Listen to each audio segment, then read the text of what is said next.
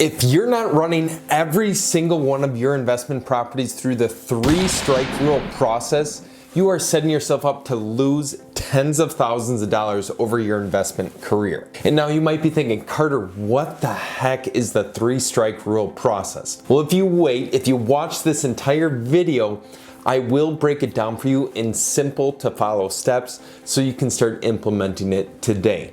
But before I get into it, if you guys could please hit the subscribe and like button down below. It helps tremendously and I would greatly appreciate it. Now, before I get into explaining the 3-strike rule process, let me give you a specific example for a property that we're in the process of remodeling in Ripon, Wisconsin. And I'll flash a photo on the screen right now. So here's the property, 829 State Street in Ripon, Wisconsin. It was actually built prior to Wisconsin becoming a state. This property was built in 1845, so it is old. Like, it's insanely old. I think it's the oldest property in the city without a doubt in my mind. And we were unfortunate enough to place an offer on this place and actually get it and purchase it.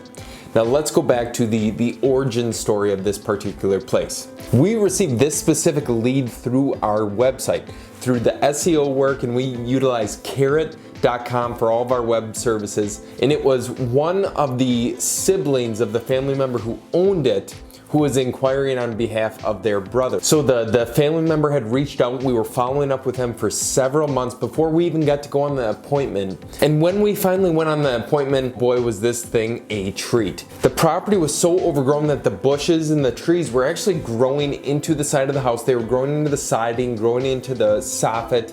They were wrapping around the lattice on the front porch and crushing it under their strength. So this place had been neglected for the last probably 25 years. It probably hadn't been cleaned in 25 years. So upon first glance, this place looked like an absolute mess. My hopes were here compared to being up here. It was not something that I was really looking forward to walking into. But as we started walking around the outside of the place, it's a small cottage-like place as you saw in the photo. But as you walked in, the floors started sloping. It was like I was in a fun house because from this side of the floor till that side, it was probably a 2 or 3-inch drop. So the inside of the place was an absolute mess like I expected, but it was completely cleaned out. There was no furniture in there anymore. The gentleman who was living there had moved out, but it needed some love. Like the ceiling was falling in the bathroom. They had like these makeshift plexiglass things on the ceiling, and it was just absolutely terrible. The guy smoked in there for probably 20 to 30 years constantly. So you can imagine how stained the walls were. The floors were terrible. It was disgusting. It should have probably been tore down, but that's not what we decided to do. I had the grand idea of making an offer on this place still and not running it through our 3-check system. And you want to know what that resulted in? Well, I'll tell you at the end of this video, but let's get into the 3-strike rule system and how you should be implementing it in your business. Now, the 3-strike rule system is very simple. It's very uncomplicated. And what it means is if a property has 3 strikes against it, you do not make an offer on it or you do not personally buy it. Those deals might be ones to possibly wholesale or do an assignment of contract, or they might be ones to just tell the owner, Mr. or Mrs. Owner, I'm going to pass for now. This isn't the type of property that we would be interested in purchasing. And there's absolutely nothing wrong with that because it will save you money, it'll save you time, it'll save you stress and anxiety at the end of the day. So with the 3-strike system, what I highly recommend you doing is pulling out a piece of paper and a pen right now to write these things down. So now that you've done this, let's create a list together of strikes against a property or flaws that a property might have that would affect the resale or rental of that property in the future. Some flaws in our area, number 1 being properties that do not have basements. That's out of the ordinary. Most houses have basements around here. So if it's on a crawl space or a slab or like a cellar like hatch door, that is an absolute flaw. So that would be 1 strike against the property. Another flaw is no garage. If a house doesn't have a garage, again, that's not very common.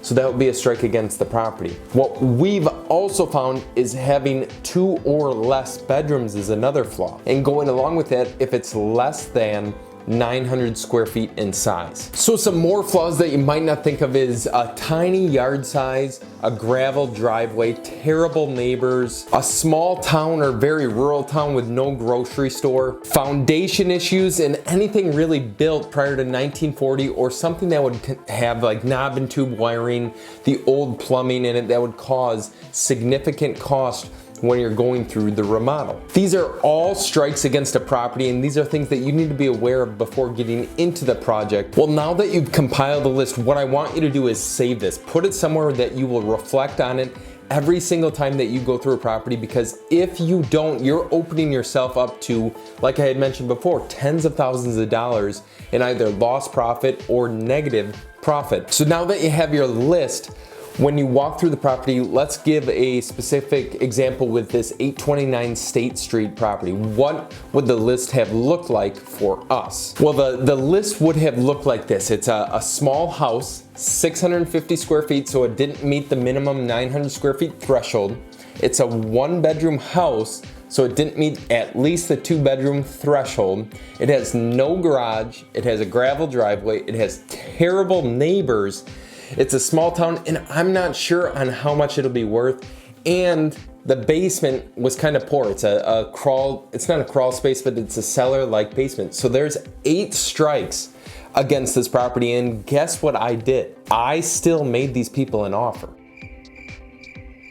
And luckily enough, we got it for less than the land value. We bought it for $12,700, but I still opened us up to a situation where we're sticking $80,000 to $90,000 into a rehab in this place. We're literally reconstructing everything, and I don't know if it's going to be worth much more than $95,000. So if you think about it, we bought it for $12,000, almost $13,000. We're sticking $80,000 into it. We're into it for $93,000, and hopefully, fingers crossed, we can get more than $100,000 for this place. And if that's the case, we'll get our money back, but we are going to make $0 in profit. And truth be told, we bought this place in April of 2021, and I'm recording this video in December of 2021. So we've been remodeling it for the last, I would say, at least 7 months, because we didn't have people there for a while. Now, this is just one specific property example that we have faced, and there's other investors out there who have faced the same exact thing. So if a property that you are looking at, it doesn't meet the 3-strike rule, if it has more than 3 strikes wrong with it, pass on the property. I beg of you.